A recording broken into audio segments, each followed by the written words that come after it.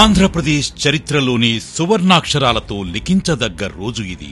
రాష్ట్రంలోని మొట్టమొదటిసారిగా వక్ఫ్ బోర్డు స్థలంలో ఇంటర్నేషనల్ స్కూల్ స్థాపనకు శ్రీకారం చుట్టారు మన ఏపీ వక్ఫ్ బోర్డు చైర్మన్ జనాబ్ షేక్ అబ్దుల్ అజీజ్ గారు. నెల్లూరు నడిబొడ్డున ఉన్న 13 ఎకరాల వక్ఫ్ భూమిలో సుమారు 15 కోట్ల రూపాయల దాతల సిఎస్ఆర్ సహకారంతో పేద ముస్లిం విద్యార్థులకు కార్పొరేట్ స్థాయి విద్యను అందించాలన్నది అజీజ్ గారి గొప్ప సంకల్పం. ఈ భూమిని మంత్రి నారాయణ గారితో కలిసి పరిశీలించిన వెంటనే అజీజ్ గారి విజన్ కు స్పందించిన మంత్రి గారు 15 కోట్ల రూపాయల నిధులను సమకూర్చడానికి ముందుకొచ్చారు. అజీజ్ గారు యాక్చువల్లీ వక్ఫ్ బోర్డు ల్యాండ్ ఉంది, ఒక మంచి స్కూల్ వర్క్ బోర్డు తరఫున చేయించమంటే సరే ల్యాండ్ని ఐడెంటిఫై చేయండి, నేను ఒక దాతను తీసుకొచ్చి చేయిస్తానన్నాను. ల్యాండ్ చూపించారు, చాలా చక్కగా మంచి ల్యాండ్ ఉంది. ఇమీడియట్గా ఏదైతే ఈరోజు వర్క్ బోర్డు తరఫున దీన్ని టేకప్ చేసి వీలైన తొందరలో స్కూల్ కంప్లీట్ చేసి ఒక ఇంటర్నేషనల్ స్టాండర్డ్.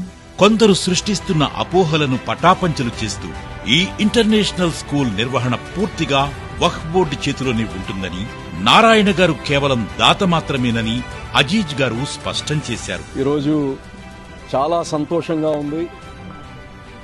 మొట్టమొదటిసారిగా ఆంధ్ర రాష్ట్రంలోనే వక్ఫ్ బోర్డు చరిత్రలో ఒక ఇంటర్నేషనల్ స్కూల్ వక్ఫ్ బోర్డు స్థలంలో కట్టబోతున్నాము.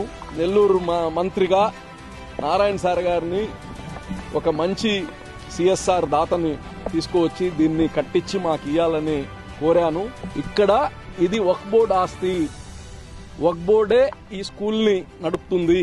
నారాయణ సార్ గారిని దాతగా రమ్మనాను.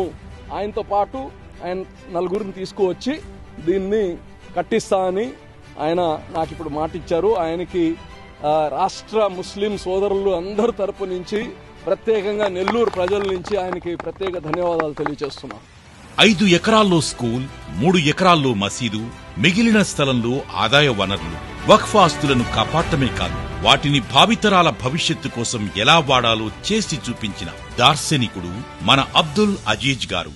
ముస్లిం మైనారిటీల ఆశాజ్వాల మన వక్ఫ్ బోర్డు చైర్మన్ అబ్దుల్ అజీజ్ గారికి హృదయపూర్వక కృతజ్ఞతలు. పేద ముస్లిం విద్యార్థుల కార్పొరేట్ చదువుల కోసం అడిగిన వెంటనే 15 కోట్ల రూపాయల భారీ నిధులను సమకూర్చిన మంత్రి నారాయణ గారికి హృదయపూర్వక కృతజ్ఞతలు.